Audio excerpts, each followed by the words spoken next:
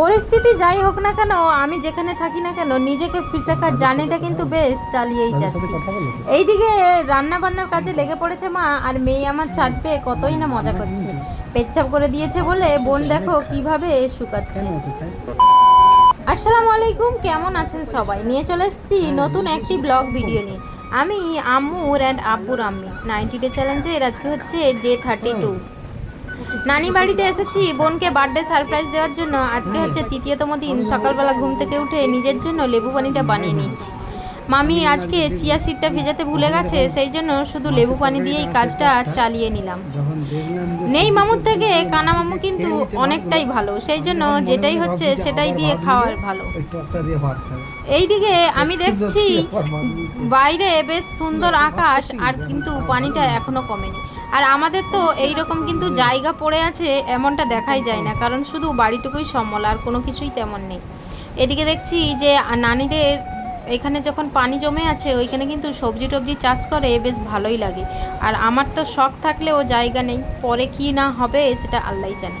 এদিকে দেখছি ছেলে মেয়ে দুজনে ঘুমিয়েছিল, মেয়ে আমার ঘুমাচ্ছে, কিন্তু পাপা ঘুম থেকে উঠে গেছে। আর উঠে কেমনভাবে দেখছে দেখো। আজকে কিন্তু আমার পাপার ঘুমটা বেশ ভালোই হয়েছে, কারণ মা কালকে এসেছে, কোলবালিশটা এনেছে, সেই জন্য কিন্তু ওর খুবই মজা হয়েছে। আর এদিকে আম্মু ঘুমাচ্ছে। যাই হোক, ঘুম থেকে তো ছেলে মেয়েকে তুলে নিলাম। মামি এদিকে ছলা বাদাম ভিজিয়েছিল, আমি ছলাটা খেলাম না, বাদামটা দুটুকরো খেয়ে নিলাম। এদিকে উপরে এসে দেখছি আমার মা রান্নার কাজে লেগে পড়েছে, কারণ অনেক কিছু আজকে রান্না করবে। তারপরে উপর থেকে দেখছি আজকে কিনা উনুনে রান্না হচ্ছে, কারণ খাওয়া দাওয়া তাড়াতাড়ি করবে। আবার আমার দাদি এসেছে, যেটা কিনা আমার পাপাকে দেখতে, উনি আবার বাড়ি চলে যাবে। এদিকে নানি দেখছি চিংড়ি মাছ বাছছে। সত্যি এরা পারে বটে, সেই ভোর থেকে উঠবে আর সমস্ত কাজ তাড়াতাড়ি করে গুছিয়ে নেবে। মানে আমি যখন ঘুম থেকে উঠি তখন অলরেডি এদের সমস্ত কাজকর্ম সব কিছু হয়েই যায়। এদিকে দেখছি ছাদে সবাই মিলে গেছে, সেই জন্য আমিও পাপাকে নিয়ে ছাদে চলে এলাম। আর ছাদে এসে দেখছি আম্মু আর আমার ছোট্ট পিচকি বোন কেমন মজা করছে দেখো। এদের তো মজাই মজা, যত বললেও কথা শুনে না।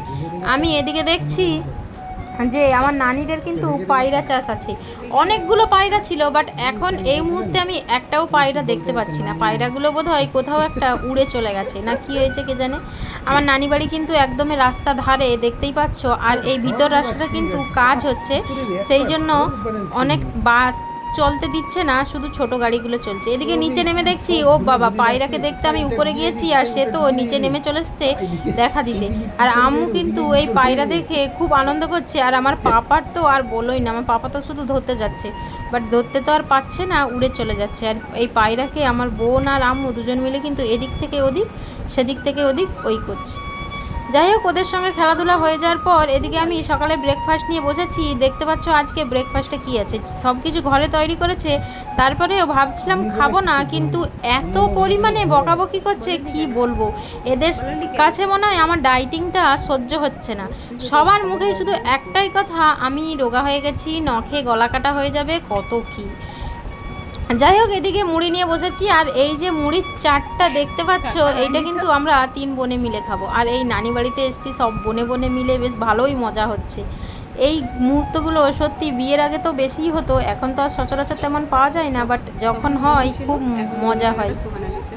যদিও বা আমার একটা বোন এখনও আসেনি, কারণ হচ্ছে ওর পড়াশোনা আছে বলে সে আসেনি। আর আমরা 3 জনেই কিন্তু আছি। এদিকে মুড়ি মাখিয়েছি, আর আমি কিন্তু সামান্যখানি খেয়েছি। আর আমার নানি দেখো পিঠা করছে, আর দেখে তো বুঝতে পারছো। আর তালের সময় তালের পিঠা হবে না আর কি। এই যে এখানে নানি গুলগুলি বানাচ্ছে, সত্যি কথা বলতে এত নরম হয়েছিল। আমি কিন্তু তালের পিঠা এবছর খাইনি বললেই চলে, কিন্তু আমার নানির হাতে এই পিঠেগুলো এতটা টেস্টি হয়েছিল, আমি তো ওই গরম গরম বোধহয় 4-5টা খেয়ে নিয়েছি। এদিকে আমার দাদি খেয়ে দিয়ে বাড়ি চলে গেছে। আর উপরে এসে দেখছি আমার নানি ওদিকে পিঠা করেছিল, এদিকে আবার আমার মা হচ্ছে আবার পিঠা করতে বসিয়েছে। এটা আবার পোড়া পিঠা তৈরি করবে। আর আমার মায়ের হাতে এই পোড়া পিঠা কিন্তু অতুলনীয়, যার হাতে খাই না কেন আমার মায়ের মতো কিন্তু হয় না। এদিকে দুপুরবেলা আজকে লাঞ্চ নিয়ে বসেছি, আর লাঞ্চে দেখতে পাচ্ছ কত কি রান্না হয়েছে। এদিকে চিকেন হয়েছে, তারপরে আবার উচ্ছে ভাজা, শুষ্টি শাক ভাজা, বাঁধাকপি চচ্চড়ি, আবার ছোলার ডালের তরকারি। এত কিছু রান্না করেছে, তাও আবার সব উনানে। আর আমাকে যদি একটা পদ রান্না করতে বলে, উনান ধরাতে গিয়েই আমার কিন্তু নাকের জল চোখের জল এত কিছু হয়ে যায়, আর কি বলবো। সমস্ত কিছু খাচ্ছি, বাট পরিমাণ কম কম করে নিয়ে খাচ্ছি। এদিকে আমার মায়ের পড়া পিঠা হয়ে গেছে, যেটা কিনা আমি বিকেলবেলা খাচ্ছি, আর এখান থেকে সুদ বেশি নয় 2 টুকরো মতো খেয়েছি। খাবো না বলছিলাম, বাট এত পরিমাণে কথা শুনিয়েছে এক প্রকার বাধ্য হয়ে খেয়েছি। তারপরে আবার আমাকে বলছে যে খা আর নিচে নিয়ে গা, নিচে গিয়ে আবার খাবি, কিন্তু নয় আমি আর খেলাম না, ওই যে খেয়েছি ওটাই অনেক। আর একদিনে এতটা বেশি খাওয়াটা যদিও বা ভালোও নয়। ওদিকে আমি ওটা রেখে দিলাম, আর সন্ধ্যাবেলাতে 1 কাপ গ্রিন টি খেয়ে নিয়েছি। এদিকে আমার পিচকি বোন বিছানায় পেচ্ছাপ করে দিয়েছে, তার জন্য আর কি কাজ বেড়ে গেছে, আর আমি এদিকে গ্রিন টিটা খাচ্ছি, আর এঘর সেঘর হচ্ছে আর কি। পেচ্ছাপ করে দিয়েছে, বাট এত রাত্রেবেলা তো আর কিছু করার নেই, সেই জন্য আমার বোন কী করছে, হেয়ার ড্রায়ার দিয়ে ওটা মুছে দিয়ে তারপরে শুকনা করছে।